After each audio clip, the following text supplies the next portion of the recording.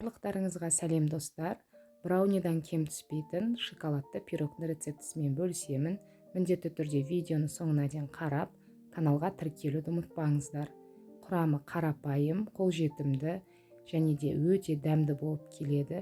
Міндетті түрде жасап, каналға тіркелуді ұмытпаңыздар. Ыдысымызға жұмыртқамызды, одан кейін қантымызды салып, жұмыртқа міндетті түрде бөлме температурасында болуы керек. Жақсылап араластырамыз. Кейін шоколад пен сары майымызды ертіп аламыз. Осы қоспаны жаңағы жұмыртқамен қант араласқан қоспамызға салып, тағы да жақсылап араластырамыз. Кейін осылардың үстінен жылы сүтімізді құямыз. Одан кейін електен өткізілген ұнымызды, какао және де қамыр қопсытқышты електен өткізе отырып қосамыз.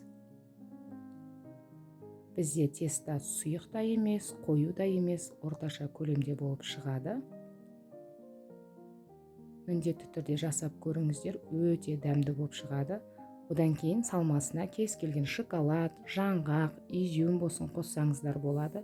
Енді ол өз қалауларыңыз бойынша. Осы кезде духовканы 180 градусқа қыздырып қоясыздар. Және де менде бұл жерде форманың диаметрі 26, негізінде 28-ге де жасасаңыздар болады. 40-45 минут аралығында пысып шығады. Өздеріңіздің духовкаларыңызға қарай көресіздер. Өте дәмді болып шығады. Міндетті түрде жасап көріңіздер. Сіздерге ұнайды деген сенімдемін. Және де каналға тіркеліп, комментарий қалдырып, лайк басуды ұмытпаңыздар.